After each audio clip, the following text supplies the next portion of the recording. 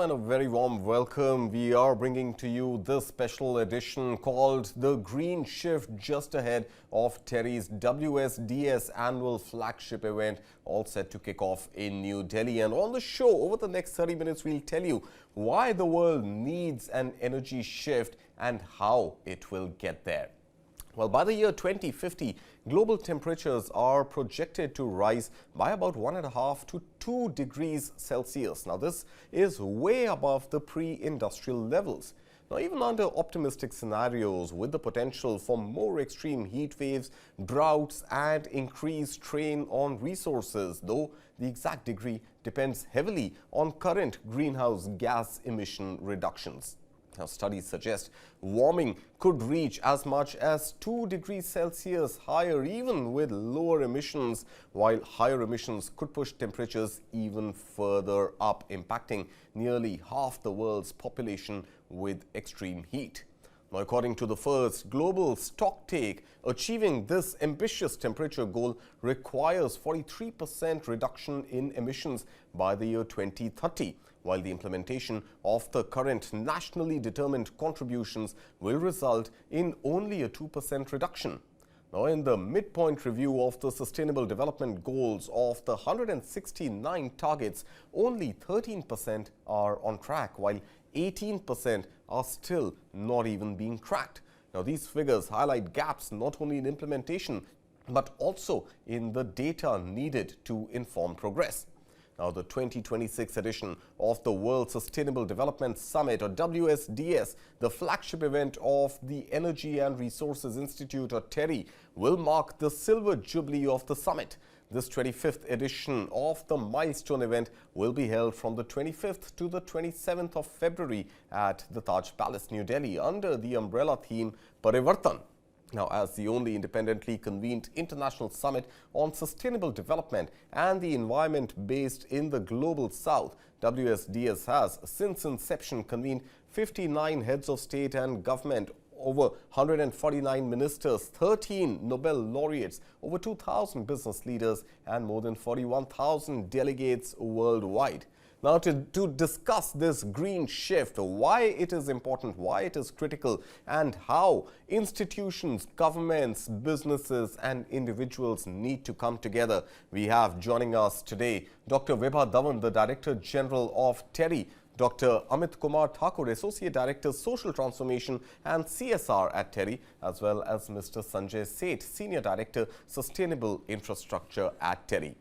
Dr. Vibha Dhawan, to you first, what exactly is WSDS and why is sustainability all the more relevant today than it was 25 years ago when this initiative was undertaken? The World Sustainable Development Summit, as you rightly said, it's Teri's flagship event, and we started with this activity in 2001. It's only, as you said, it's only independently convened summit, and really speaking, if we look at, perhaps it complements the global processes such as Rio plus SDG adaptation and successive COPs that we are doing it. Right. This year's theme is Parivartan, that is transformation. We are looking at vision, voices and values for sustainable development. Because time has gone that we started talking about the problem, now is the time to act. And that action will only come if we all are convinced and we change the way we work. So that transformation becomes very important, and as it's from action, now it is implementation phase.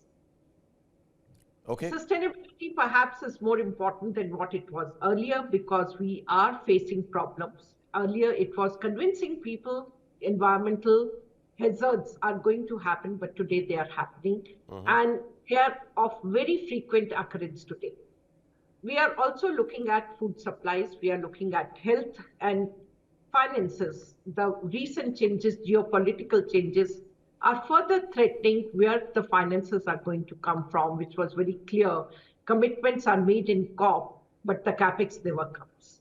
And it's also clear now for the developing world, India, which is the fastest growing economy, that we have to take action. We also have a challenge of building, but also opportunity that we can build green. And that is what we want through this forum, change in the attitude, change in the way we work, the way corporates work, so that we build a green India. All right. So change, of course, is the need of the hour, and that is why we are calling it the green shift. But Dr. Thakur, if I can bring you into this, Dr. Dhawan was talking about the promises being made and the commitments being made at COP, but pretty much no follow-up action on implementation. And even if you look at India's budget, the finance minister's speech was pretty much silent on climate. So is it even a priority for India as we sit at the cusp of 2026, heading towards that 2030 target of renewable energy? And if not, what can be done to really make it a priority? So what we have seen in Belém, Brazil, COP30 this year, that there has been a lot of announcements and implementation is missing. So what is required to be done is that we have to be very strict in terms of getting things implemented. We have the NDC goals in place. We have the SDG goals in place. What is lacking rightly is a true sense of implementation. India is on the right track. India has committed for 500 gigawatt clean energy implementation. India is moving ahead. But what needs to be done is that there has to be enough finances available from the developed world. Those are all committed, and right now, if you see, only 13 to 14% of the SDG goals have only been implemented, and we are only left with 4 to 5 years. So there's a huge challenge, and the kind of impact which is being put on the communities at large. They're highly vulnerable, especially in Asia, South Asia, and in India, where we need solutions. We need solutions in form of renewable energy, clean energy, and Teri has designed many such programs. The programs like Lighting a Billion Lives 2.0 is very much apt and in sync with the government goals. So what is required is a clear vision of implementation, a very clear-cut budget by the global commons and majorly by the developed nation, and looking a forward-looking strategy that how it can be implemented in a time bound. Else we are only discussing larger things and things are not getting implemented on ground. Yeah, you're right. In fact, Dr. Dhawan, if I can bring you back into the conversation, I think what I'm hearing Dr. Thakur talk about really is that implementation, given that we are heading closer to that 2030 timeline and we are looking at 500 gigawatts of energy being renewable in nature, but there's something which is completely different which is happening in the rest of the world. So globally, for example, the little progress that sustainability was making now seems to be making a complete U-turn after the US President Donald Trump has pretty much, gone ahead and said, drill baby, drill, really cutting back on EV targets and wanting to drill more energy, export that to the world. So with the US president now making that U-turn on sustainability, calling climate change a hoax, how serious really is this setback as far as conversations on sustainability go ahead? Well, if I take it, there is no other way than to go for sustainable development. As I said, that we have seen the impact of the way we have used energy in the past. And it took many years. So what is happening today that, of course, the US president is saying drill baby drill and the use of fossil fuels. That is the easiest way of using energy. And it is something which is more or less available at free of cost. Now let's look at India. Yeah. We don't have fossil fuel, and therefore every drop of fuel is to be imported, which adds to the cost. With the result, the energy generated through conventional fuels is far more expensive than the renewable energy. So it makes sense. The use of solar is 2 rupees, 2 rupees 50 paisa a unit, while coal-based is 6 rupees. So immediately you become more cost competitive in the market as well. The only problem for India, let's look at that. First of all, we are an energy-starved country, and therefore we have no other way than to go for renewables. Okay. The second is, while we say per capita energy consumption is lowest, let's look at the population density in our country. And therefore, per unit area, the energy consumption is fairly high, and as the economic development takes place, it's going to go up higher. Let's look at Delhi. Already the way we are consuming fuel, the cars we have, automobiles, it is putting pressure on us through air pollution. We don't want to develop that economy. So India is going to show way to the world that you can grow and that development can be sustainable. And already the world has recognized that the impact of wrong policies is on every citizen. So therefore, what we are looking at sustainability, it has to be engraved in every action. And while you mentioned that this budget never spoke about climate change, I think it spoke about every part. It spoke about green energy development. So green energy essentially is that your climate is taken care of. You're talking of many programs of the government like Him Connect. So you have started talking, or you have started action on how the Himalayan states should develop in future. You're talking of many studies which are on melting of glaciers and what action should be taken in plains. So we are acting on it, and what it is that rather than talking climate change as an isolated subject, we have engraved into every action of ours. Whether it's the new building laws, whether you are talking of solar rooftop. So it is action-oriented budget and not just talk show. It is that how it is integrated in every plan. Right, but I think the fundamental question of implementation continues to loom large, and that comes again, I mean, budget after budget, there are allocations, ma'am, there are allocations to green development, but implementation, especially not just implementation by the government or the corporate sector, but I think the mental makeup is something which continues to be a challenge. But let's pivot from, you were talking about the auto sector, I'll come to that subsequently, but I want to pivot to another A, and that is the artificial intelligence and expansion of artificial intelligence. Data centers are projected to be major energy consumers. I want to take this question to Mr. Sanjay Seth now. I want to understand, Mr. Seth, that with this major concentration of data centers, which is likely to bring in a lot of capital for India and help India drive its own AI story, do we have sufficient renewable energy capacity to power this AI-driven revolution, which we really want to boast about, especially as the aftermath of the largest AI summit that concluded last week?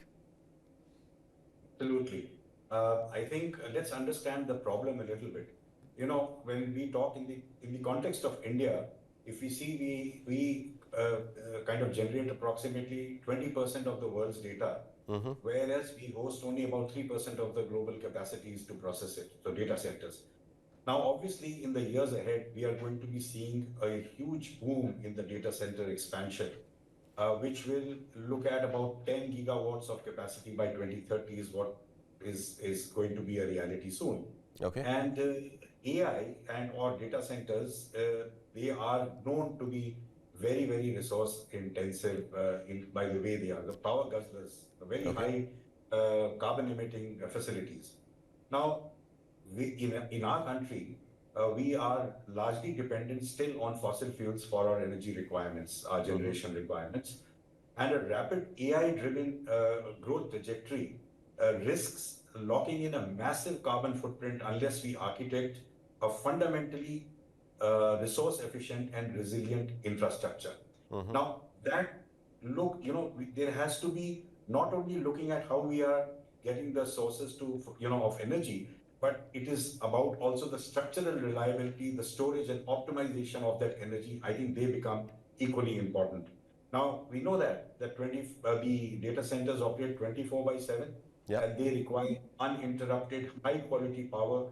There is zero tolerance for fluctuations. Right. Without large-scale storage and grid flexibility, firm renewable procurement models, renewable growth alone, I don't think so that it will be able to provide us the answers for AI readiness.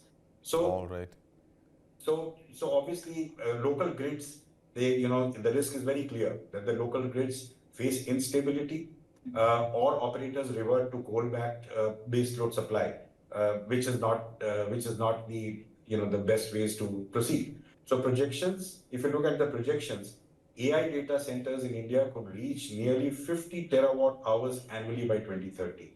All right. Now that's not a marginal demand, but it is a system level demand that we are looking at. Okay. And round the clock RTC power needs leapfrogging in the energy storage, we will require an estimated about 60 gigawatts of storage capacity by 2030 to ensure our clean energy targets support high performance computer environments.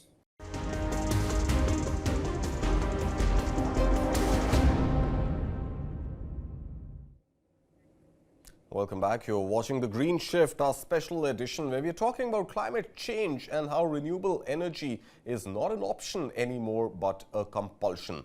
I want to reintroduce all the guests who are here with us on the show. And first up, I want to take the next question again to Dr. Vibha Dhawan. Dr. Dhawan, for corporate India, is CSR enough to drive the sustainability agenda? Or are you now seeing a gradual shift, if not a decisive one, where real business cases are being built around climate crisis management? Yes, CSR, corporate social responsibility, plays a very important role. But climate transformation, it requires systemic integration. What we require, or rather what the shift now is being made, is towards ESG-linked transformation.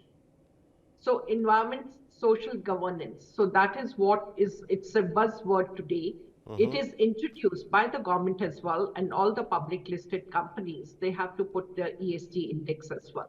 Right. Of course, we are evolving, because what today it is what I want to report. It is not clear-cut guidelines, what I need to take care of.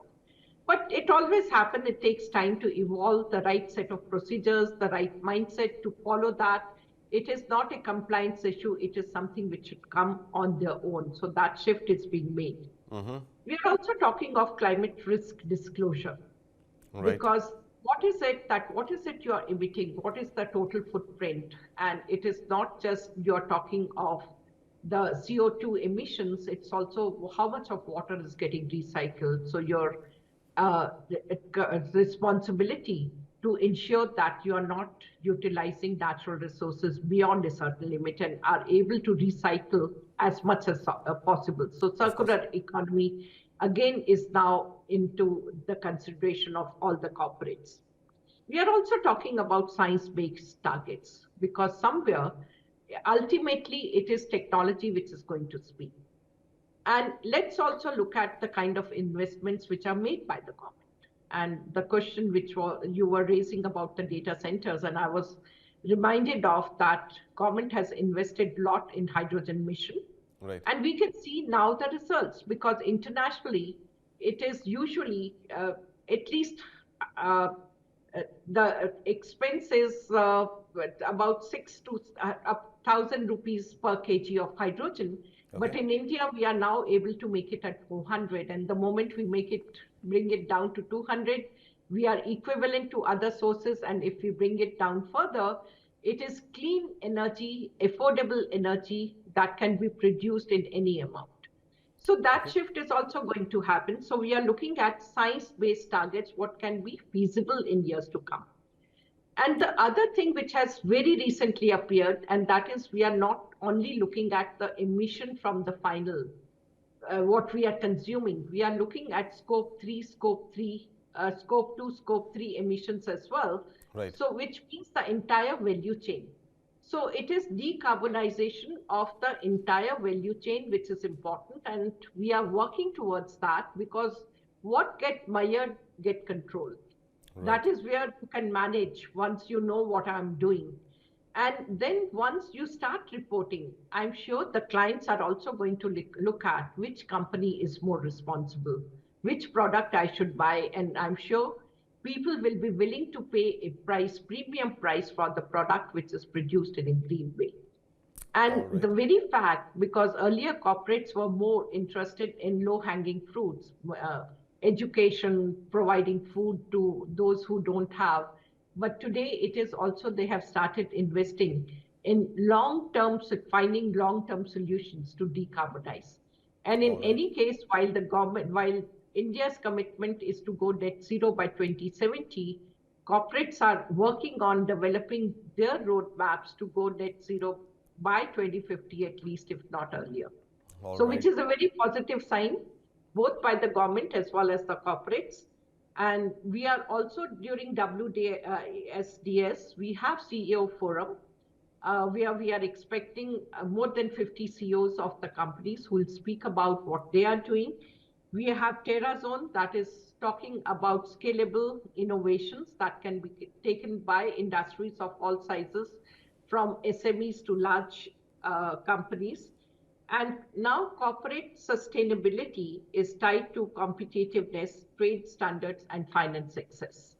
Because ultimately, corporates will only follow if it makes a business case. Of course, it has to make business case. It won't really be left to charity, Dr. Dhawan. I want to bring in Dr. Thakur again. And Dr. Dhawan, Dr. Thakur, I beg your pardon, if I can jog your memory back to what the Prime Minister had said at the India Energy Week in Goa last month. He'd emphasized India's pivotal role in leading the global energy transition. And this transition, obviously, comes at the back of India also being among the largest consumers of energy. And at the same India Energy Week, the Petroleum Minister, Dr. Hardeep Singh Puri, had said that if investments in existing oil and gas production were to stop today, global oil output would decline around 8% annually over the next 1 decade. Are we globally or here in India ready to work with global partners to really have this strong medicine to effect control of global warming, or is it too early to really talk about those levels of decarbonization where global oil actually gets challenged by renewable energy sources? Yeah, so India Energy Week has been a pioneer program in terms of engaging all stakeholders nationally and the global stakeholders. India is positioning itself very strongly in terms of its growth. India has to grow, and that will come from the economic growth first. And for that, you need energy. The most reliable source of energy are the fossil fuels historically. Sure. But now what we have seen is that the renewable mix and the basket of renewable energy, majorly the solar one, in the last 15 to 16 years, we have seen in the year 2005-6, the price used to be around 16 to 17 rupees per unit. Right. Now, with innovation, with the scale up, it has come down to 2.5 to 3.5 rupees per unit, which in itself is lower than the fossil fuel. Yeah. And if you see India's commitment, in fact, for the NDC goals of 2030, India's energy basket, India has already achieved 50% of its energy through clean energy, and that is 250 gigawatt. And that is a big achievement much before the time of 2030. Right. India has to make a balanced approach, and we are a country which has over 300 days of solar in India. And and if you see majority of the schemes which are in by the government of India, and our Prime Minister has also announced such scheme like PM Surya Ghar, which means that every household will produce its own electricity, and thereby people will start earning from solar. So it becomes a earning a model for communities at large, and therefore the pressure on through fossil fuel, which is largely imported, will get reduced. So that is one.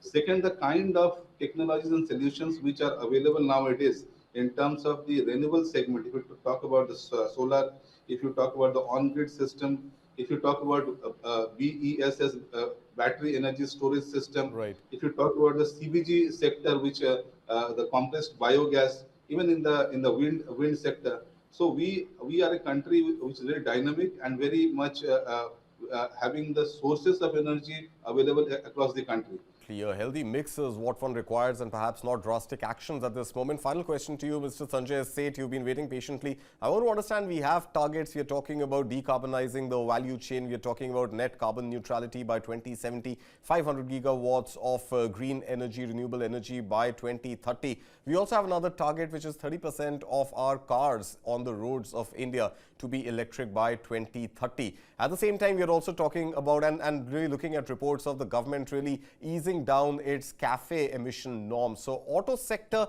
one of the largest consumers of non-renewable energy, one of the highest emitters of greenhouse gases and carbon dioxide and carbon monoxide. Are we on track for our 2030 target of electrification of our fleet, or does a lot more need to be done, and who's going to do that heavy lifting?